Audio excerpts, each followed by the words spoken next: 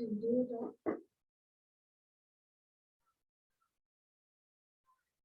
मैं मैथ पढ़ाती थी अभी। अब जी इधर बिस्मिल्लाहिर्रहमानिर्रहीम। अस्सलाम वालेकुम स्टूडेंट्स, आप सबको मेरी आवाज आ रही है? Yes yes sir yes. अभी आप लोगों का 7th क्लास का जियो का जो है वो लेक्चर हो रहा है और आज हम जो डिस्कस करेंगे पेज नंबर 6-7 को, और उस पेज पे जो टॉपिक है वो है ज़लज़ला, इसकी वजूहात। ठीक है, ये आज हमने डिस्कस करना है पेज नंबर 6-7, ज़लज़ला और उसकी वजूहात। आप अपनी अपनी बुक्स को ओपन कर लें, पेज 6-7 ओपन कर ली सबने? आवाज नहीं सही आ रही मैम। मैं आज फर्स्ट डे क्लास ले रही हूँ तो मुझे हमारे पास बुक्स नहीं है हिस्ट्री और जियो की। ठीक तो है, हम जिसके पास बुक नहीं किससे करें? वो ये बाद में लेक्चर बेटा यूट्यूब पे भी अपलोड होगा, वहां से दोबारा से इसको देख लीजिएगा। जहां से कोई चीज अगर आपको समझ नहीं आएगी तो आप यूट्यूब पे जाके दोबारा से इसको देख लीजिएगा। ठीक है, आज हम डिस्कस करने जा रहे हैं। इधर भी बच्ची कह रही मैं भी पहले दिन ये ले रही हूँ, हमारे पास भी बुक नहीं है, तो वो कह रही है यूट्यूब पे है ये हमारी। यूट्यूब का सेंड कर दें। जिन जिन के पास बुक्स नहीं है वो जो मेन पॉइंट है उसको नोट कर लें, जो जो मेन पॉइंट्स होंगे उनको नोट कर लीजिएगा। और अगर कहीं से समझ नहीं आएगी आप दोबारा पूछ लीजिएगा। अगर फिर भी कोई कंफ्यूजन रह जाएगी तो आप यूट्यूब पे जाके वहां पे आप जो है वो जो चैनल जब सर्च करेंगे तो वहां पे आपको आज का जब देखेंगे आज की डेट का आपको ये जो आज हमारा टॉपिक है वो आपको वहां पे मिल जाएगा, वहां से आप दोबारा से इसको देख लीजिएगा। ठीक है, चैनल नेम क्या है? ठीक है। अच्छा, अभी आज हम डिस्कस करने जा रहे हैं ज़लज़ला। ज़लज़ला क्या होता है कि सतह जमीन जो है जहां पे हम रहते हैं, जिस जगह पे ये जो ऊपर वाला पार्ट है जो हम लोगों ने पढ़ा था मेंटल सॉरी कशरुल अर्ज। कशरुल अर्ज वो हिस्सा है जो हिस्सा जिस हिस्से पे जो जमीन की सबसे ऊपर वाली तह है जहां पे हम लोग रह रहे हैं। तो कहते हैं कि जमीन की सतह, ज़लज़ला किसे कहते हैं कि जमीन सतह जमीन के लरजने को या हरकत करने को क्या कहा जाता है? ज़लज़ला कहा जाता है। ज़लज़ला किसे कहते हैं? सतह जमीन के हरकत करने को, जहां पे हम रहते हैं जिस जगह पे जो ऊपर वाला हिस्सा है कशरुल अर्ज जमीन का, वो जब मूव करेगी जमीन तो उसको क्या कहते हैं? ज़लज़ला। क्या? सतह जमीन के हरकत करने को, मूव करने को ज़लज़ला कहते हैं। अब ज़लज़ले के दौरान क्या होता है कि जमीन का जो अंदरूनी हिस्सा है, अंदर अब तो ऊपर वाला हिस्सा है ना जहाँ पे हम रह रहे हैं, जो इसका अंदरूनी हिस्सा है जैसे मेंटल है और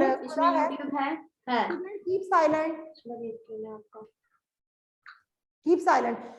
वो क्या कह रहे हैं कि ज़लज़ला क्या होता है कि सतह जमीन में जब हरकत होती है उसको हम ज़लज़ला कहते हैं। अब ये हरकत हमें कैसे होती है कि जो जमीन के अंदर है, जो अंदरूनी जमीन है, ऊपर वाला हिस्सा तो कशरुल अर्ज हो गया, जो निचला हिस्सा है मेंटल पूरा, वो जो हिस्सा है वहां पे क्या होता है कि जमीन के जो अंदरूनी हिस्से हैं वहां पे जब हरकत होती है, जमीन के अंदरूनी हिस्से में जब हरकत होती है तो उसके सबब क्या होता है कि जमीन का ऊपर वाले हिस्से में भी हरकत होती है।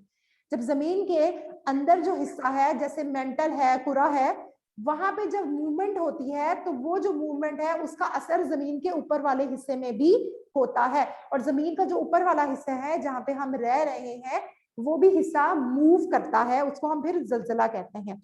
अब ये कहते हैं ज़लज़ला जब आता है तो उसका मरकज जो होता है वो एक होता है। मरकज मतलब उसका सेंटर जो होता है, वो जिस हिस्से में ज़लज़ला आता है उस हिस्से में जमीन ज्यादा तेजी से हिलती है। ठीक है, हरकत ज्यादा होती है। ठीक है, लेकिन और जो ये जब जमीन हरकत करती है तो जब उसकी जो लहरें हैं, जो उसकी वेव्स हैं, वो फैल जाती हैं। ठीक है, जब जमीन हरकत करती है, जमीन का मरकज ये यहाँ पे जिस जगह पे हरकत होती है वहां पे लहरें ज्यादा स्ट्रांग होती हैं और वो आहिस्ता आहिस्ता लहरें फैल जाती हैं। और जब वो लहरें फैल जाती हैं तो उन इलाकों में, उन जगहों पे जलजले की जो शिद्दत होती है वो कम होती है। अब जैसे कि 2005 में जब जलजला आया था तो उसका मरकज क्या था? ये आजाद कश्मीर के इलाके थे। अब उस जगह पे जब वहां पे जमीन हिली तो वहां पे क्या है, वो मरकज था जलजिले का, तो वहां पे नुकसान ज्यादा हुआ। जब वो जलजिले की लहरें थी इस तरह फैल गई, वेव जो है फैल गई, तो जो आसपास के इलाके थे वहां पे जलजिले की शिद्दत कम थी, वहां पे वो लहरें कमजोर हो गई थी। इस वजह से वहां पे जलजिले की शिद्दत कम थी, वहां पे लोगों को जलजिले की जो कह लें कि टाइमिंग थी वो भी कम थी और लोगों को जलजले के जो शिद्दत थी वो भी कम महसूस हुई। लेकिन जिस इलाके में, जिस जगह पर जलजले का मरकज होगा, जो सेंटर होगा, वहां पे जलजले की शिद्दत ज्यादा होगी और जहां पे दूर होगा वो इलाका, वहां पे जलजले की शिद्दत कम हो जाएगी। ये होगा, हमने जलजले को डिस्कस कर लिया। अब इसकी वजूहात क्या होती है? जलजले आने की दो वजूहात हैं।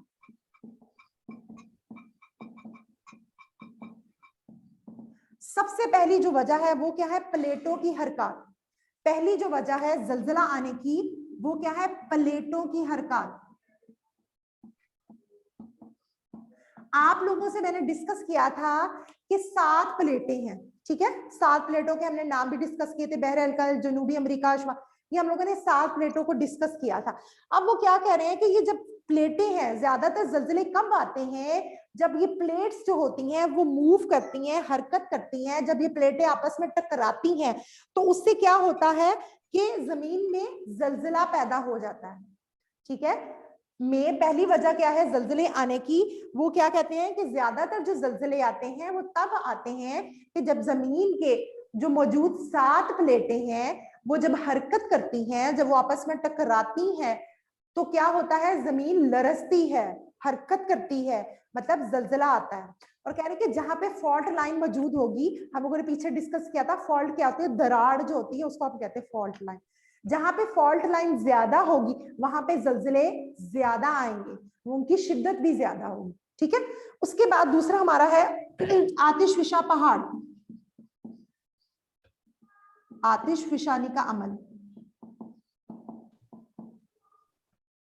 ठीक है? अब दूसरा उन्होंने कहा है कि आतिशफिशानी के अमल जो है उससे भी जलजले आते हैं।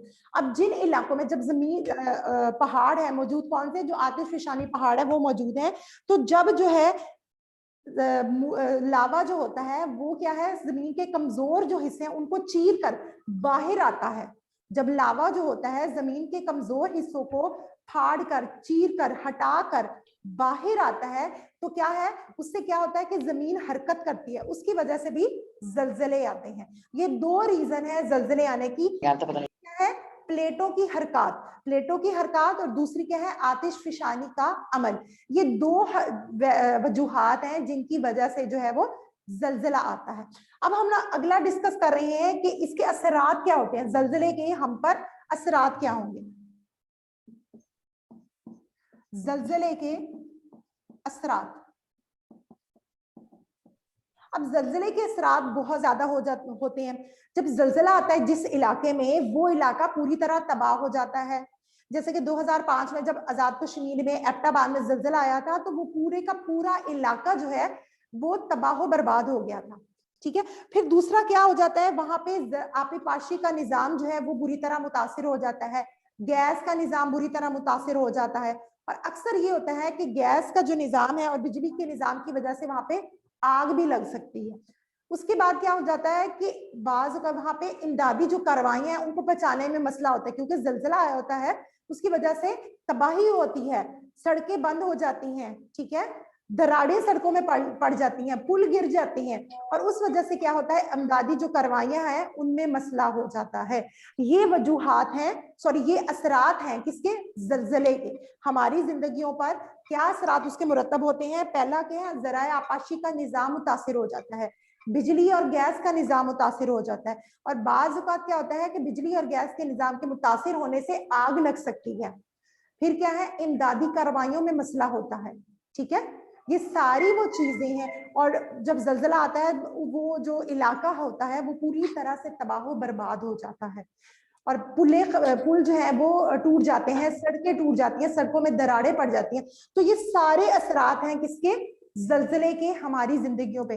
जब आपको पता 2005 में जलजला आया था, आप में से तो कुछ होंगे भी नहीं बच्चे उसका था, तो जब जलजला आया था 2005 में तो आजाद कश्मीर, एबटाबाद, ये इलाके पूरी तरह तबाह हो चुके थे। यहाँ पे लोग बहुत ज्यादा मर गए थे, जानी नुकसान हो गया था। जो बिल्डिंग्स हैं वो मैम अगर हम ये YouTube पे व्हाइट रोज टीवी लिखें तो हमें क्लासेस आ जाती हैं। व्हाइट रोज स्कूल सिस्टम आप लिखेंगे ना, व्हाइट रोज स्कूल सिस्टम लिखेंगे तो आपको आ जाएगा जी। अब आप लोगों ने जैसे मैंने बताया 2005 में जब जल्जला आया तो जो इलाका वो था वहां पे जानी नुकसान भी हुआ, लोग मर भी गए, वहां पे जो बड़ी बड़ी बिल्डिंग्स थी वो बर्बाद हो गई। तो जल्जले के ये असरात है हमारी लाइफ पर होते हैं। सबको क्लियर हो गया? इसमें कोई कंफ्यूजन है किसी को? तो आप मुझसे नो मैम। गुड। अच्छा मुझे ये बताएं बिलाल, बिलाल आप मुझे ये बताओ जल्जला किसे कहते हैं?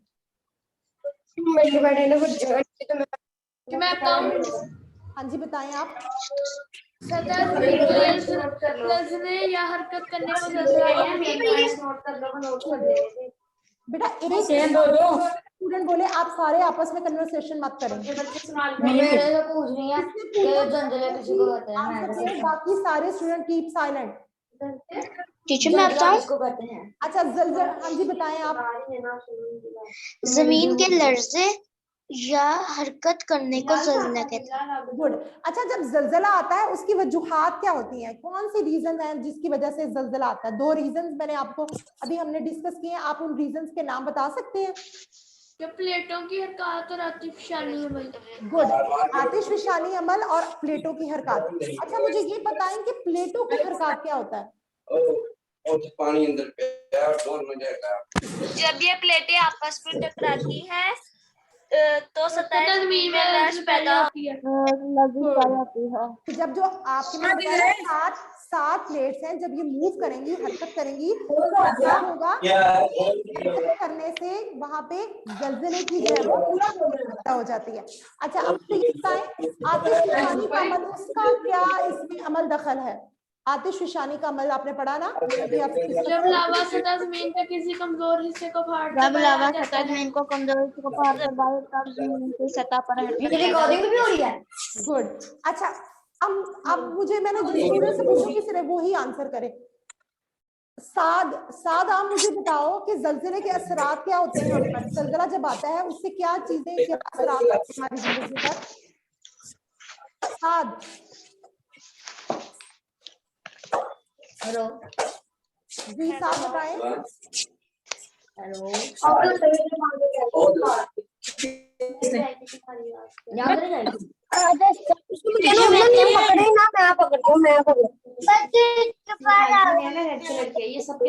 टीचर मैं बताऊं?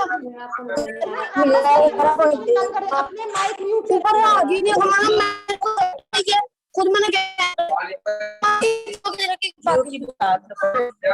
आवाज नहीं आ रही सर। नहीं आप अपने अपने माइक म्यूट कर दें, नहीं तो मैं आपसे कर दूंगी। कह रहे हैं अपने माइक को म्यूट कर दे।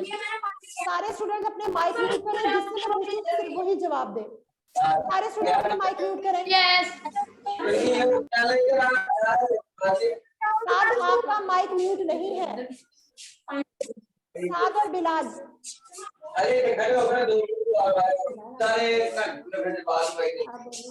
साद और बिलाल अपने मैम आपको मेरी आवाज आ रही है? हाँ जी अपने माइक म्यूट करें दोनों।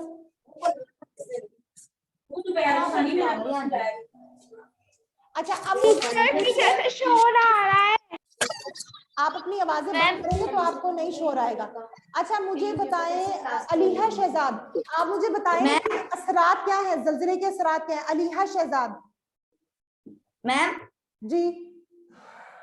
ये यूट्यूब पे हमने कैसे निकालना है? बेटा जो मैंने पूछा पहले उसका आंसर दे, मैं आपको वो भी बताती हूँ जी।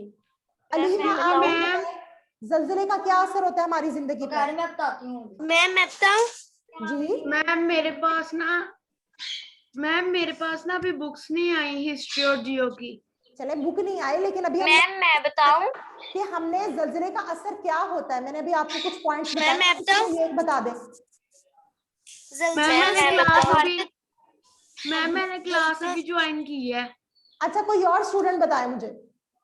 जल्जलों से इमारतें तबाह हो जाती हैं, लोग जख्मी हो जाते हैं, जानी और माली नुकसान भी हो जाता है, ज़राए आबापाशी मुतासिर होते हैं, खड़ी फसलें तबाह हो जाती हैं, बिजली गैस और पानी का निजाम दरम भरम हो जाता है, बिजली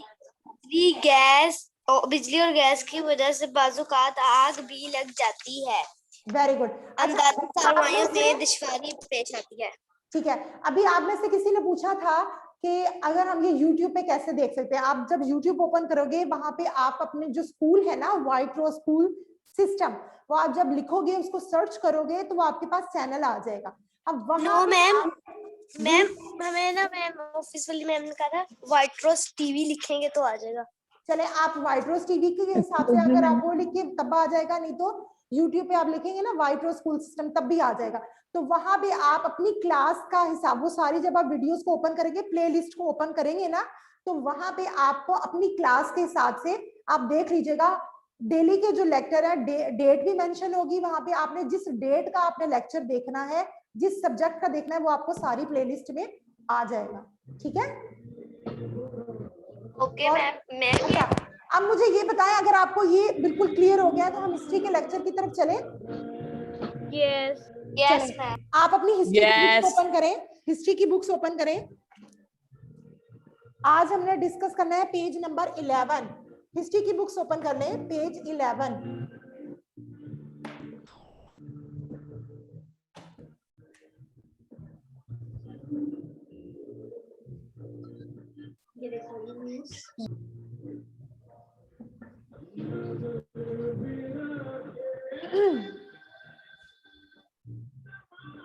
आज हम पढ़ रहे हैं नसीरुद्दीन हुमायूं के बारे में। ठीक है, नसीरुद्दीन मोहम्मद हुमायूं। पेज नंबर आज हमने 11 पढ़ना है कि इसके कौन से इनको इंतजामी मसाइल का सामना करना पड़ा। सबसे पहले हम देखते हैं कि नसीरुद्दीन मोहम्मद हुमायूं था कौन।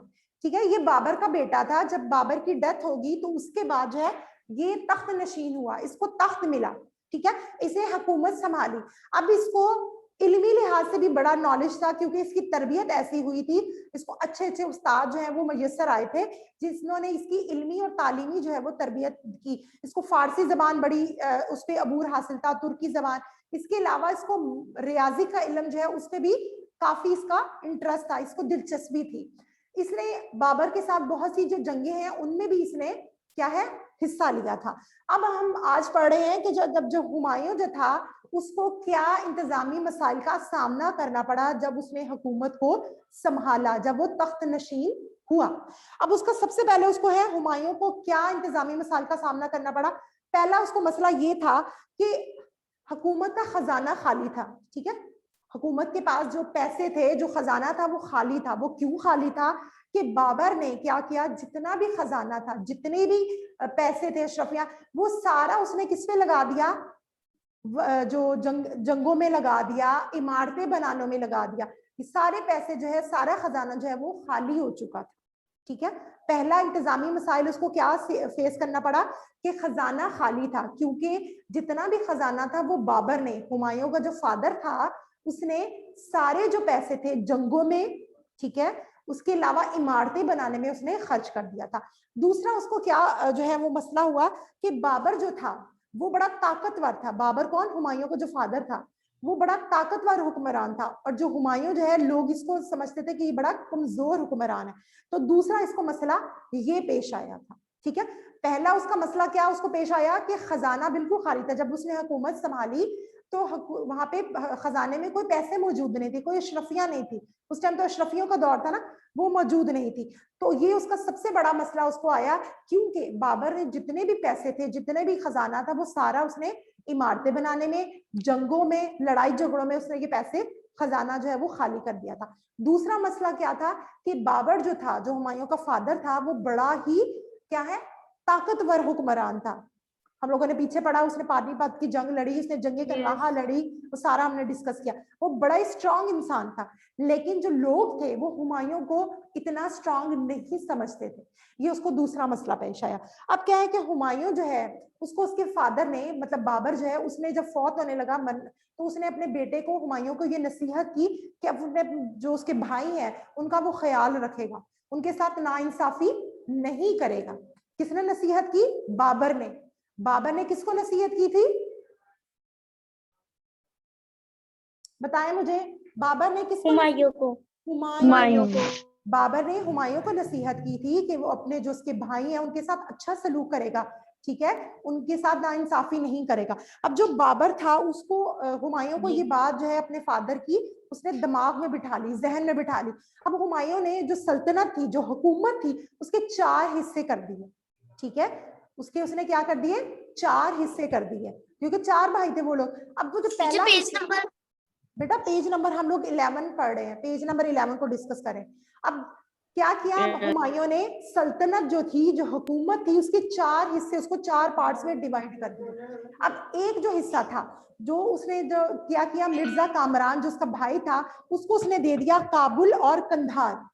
काबुल और कंधार जो है उसकी हुकूमत उसने अपने भाई मिर्जा कामरान को दे दी। और बाकी जो 2 हिस्से थे वो उसने क्या दे दिए, अस्करी को, और जो उसका दूसरा भाई था हंदाल, ठीक है। 4 ये लोग भाई थे, एक था हुमायूं, एक मिर्जा कामरान, एक क्या था अस्करी, और चौथे भाई का नाम क्या था, हिंदाल, ठीक है। ये 4 भाई थे। कितने भाई थे, 4 भाई थे। पहला है हुमायूं, 4 और दूसरे भाई का नाम मुझे बताएं। मिर्जा कामरान, मिर्जा कामरान, अस्करी, और चौथे का नाम हंदाल, ठीक है। अब क्या है, हुमायूं ने चारों जो सल्तनती जितनी हुकूमत थी उसके 4 हिस्से किए और सबको इक्वली जो है वो हिस्से दे दिए, ठीक है। अब जो है बाबर, हुमायूं है, उसने अपने भाइयों का इतना साथ दिया, उनके साथ कोई नाइंसाफी नहीं की, लेकिन जब जो है हुमायूं को अपने भाइयों की हेल्प चाहिए थी तो उसके भाइयों ने कोई हेल्प नहीं की, ठीक है। तो तब क्या हुआ कि जो हुमायूं के जो भाई थे उन्होंने किसी की हेल्प जो है वो नहीं की। सबको ये क्लियर हो गया? सबको बेटा ये क्लियर हो गया? गुड। अच्छा अब हमने डिस्कस करना है, अब हमने डिस्कस करना है लोदियों और अफगानियों के साथ जो इसकी जंग हुई, जो इसके साथ लड़ाई हुई, वो हमने डिस्कस करना है। किसकी लड़ाई? हुमायूं की। लोदियों और अफगानियों के साथ मार्का अराई बोलते हैं लड़ाई को, जंग को, ठीक है। ये हमारा दूसरा टॉपिक है। अब इसमें क्या हुआ कि बाबर जो है, जब उसकी डेथ हो गई, बाबर की वफात हो गई, उसके बाद आप लोगों ने इब्राहिम लोदी का नाम याद है किसी को? हम लोगों ने पानीपत में पढ़ा था। मुझे याद है इब्राहिम लोदी का नाम। हाँ जी, इब्राहिम लोदी का जो भाई था महमूद लोदी, ठीक है। इब्राहिम लोदी का जो भाई था, क्या नाम था उसका? महमूद लोदी। उसने बहार एक इलाके का नाम है जो कि इंडिया में है, वहां पे उसने अपनी सियासी सरगर्मियों को, लोगों को अपने साथ मिलाने की भरपूर कोशिश की। महमूद लोदी ने जो जगह का नाम है, महमूद लोदी कौन था? इब्राहिम लोदी का भाई। महमूद लोदी जो है उसने क्या किया, जौनपुर पर हमला कर दिया, और जौनपुर पर उसने हमला किया और वहां का जो गवर्नर था उसको उसने मार दिया, भगा दिया। क्या किया? मार दिया जी। बाबर की जब डेथ हुई तो उसके बाद क्या हुआ कि जो इब्राहिम लोदी का भाई था महमूद लोदी, उसने बहार का जो इलाका था वहां पे उसने अपनी सियासी सरगर्मियां जो है वो तेज कर दी, लोगों को अपनी तरफ मिलाने की भरपूर कोशिश की।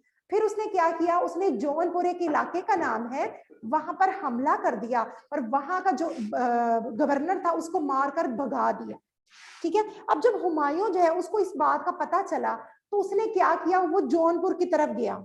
उसने जौनपुर में जाके जो इब्राहिम लोदी का भाई था महमूद क्या नाम था उसका? महमूद लोदी, महमूद लोदी, उसको उसने जाके उसके साथ लड़ाई की और उसको शिकस्त दे दी और उसको वहां से निकाल दिया। कहां से निकाल दिया? जौनपुर से, और खुद वहां पर कब्जा कर लिया, ठीक है। क्या किया कि जो हुमायूं था उसने क्या किया, महमूद लोदी को के साथ लड़ाई की, जंग की, और उसको हरा कर जौनपुर पर कब्जा कर लिया और उसको वहां से भगा दिया, ठीक है। उसके बाद क्या हुआ कि हुमायूं जो है उसने इस तरह आहिस्ता आहिस्ता जो है आगे मुख्तलिफ इलाकों को फतह करने का जो सिलसिला है उसको जारी रखा।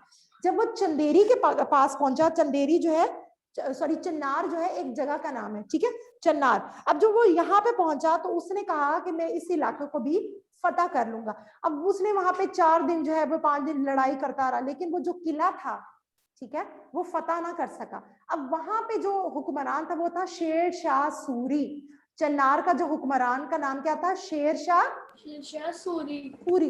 अब शेर शाह सूरी ने क्या किया कि उसने अपने बेटे को भेजा किसके पास? हुमायूं के पास, और अपने साथ थे 500 सिपाही। 500 सिपाहियों के साथ अपने बेटे को हुमायूं के पास भेजा और कहा कि हम जो है आपस में सुलह सफाई कर लेते हैं और ना जो है यहाँ पे लड़ाई झगड़ा नहीं करते। तो हुमायूं है वो कहते, उसने कहा ठीक है। अब अगर हुमायूं जो है उसने यहाँ पे एक गोल्डन चांस जो है वो खो दिया था हुकूमत करने का, अगर वो यहाँ पे अपने साथियों के साथ मिलकर जो है वो लड़ता तो उसको फतह हो सकती थी। अब यहाँ पे जो है वो वापस चला गया कौन जी? आम दिनों में भी इतनी होती है। अब जो हुमायूं था वो वापस चला गया। अब जो शेर शाह सूरी था वो बड़ा ही कहने के ज़हीन, बड़ा चालाक किस्म का जो है वो हुक्मरान था। उसने क्या किया, जो अफगानी थे, ठीक है, उनको अपने साथ मिलाने की कोशिश की और उनसे कहा कि हम कुछ ऐसा करते हैं कि यहाँ से बरसगीर से जो है वो हुमायूं को बाहर निकाल देते हैं, ठीक है, और आप मेरा साथ दो। अब वहां के जो अफगानी थे उन्होंने इस बात को पसंद किया और उन्होंने जो है इसका साथ देने का इरादा किया। ये आज हम लोगों का टॉपिक जो है वो कंप्लीट हो चुका है। किसी को इससे रिलेटेड अगर कोई क्वेश्चन पूछना है तो आप मुझसे पूछ सकते हैं। ये सुनहरी मौका दिलवा दिया था क्या?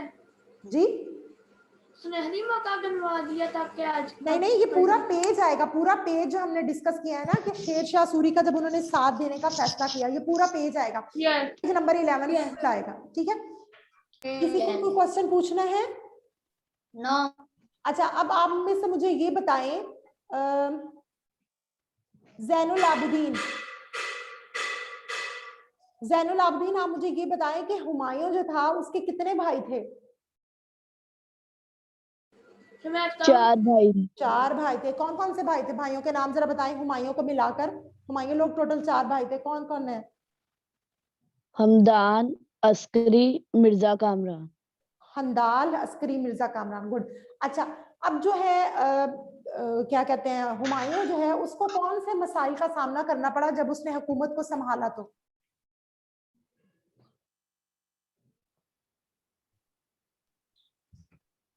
जब उसने हुकूमत संभाली, मैं बताऊं? जी बताएं। हुकूमत का खजाना करीबन खाली था। बाबर को जो भी खजाना मिला था इसने बागियों के खिलाफ लड़ाइयों, फतूहात और तामीरात में इस्तेमाल कर लिया था। बाबर एक ताकतवर हुक्मरान था जबकि हुमायूं को एक कमजोर हुक्मरान समझा जाने लगा। इस वजह से सियासी सूरत-ए-हाल में तब्दीली आई। हुमायूं को उसके वालिद ने ठीक है, इतना ही समझ आ गया सबको? यस। अब कल जो है हम लोग इसको मजीद आगे लेके चलेंगे। ये जो हमने टॉपिक स्टार्ट किया है लोदियों और अफगानियों से मारकर आई, इसका आगे इसको लेके चलेंगे। अभी तो आज हमने थोड़ा सा डिस्कस किया ना, कल इसको मजीद डिस्कस करेंगे, ठीक है। और आप लोगों ने कोशिश करनी है आज जो है जितना भी लेसन पढ़ाया है वो आपने उसको याद करना। जी मैम जी मैम, ये जो हमें असाइनमेंट में क्वेश्चन मिले हैं हिस्ट्री के, यस, हिस्ट्री के जो हमें क्वेश्चन मिले हैं वो जो आपने हमें अंडरस्टैंडिंग दी थी उसी में से इम्पोर्टेंट चीजें हम लिखनी है ना क्वेश्चन में? वही आपने उसको लिखना है। Okay ma'am. ओके स्टूडेंट, अल्लाह हाफिज। अल्लाह हाफिज।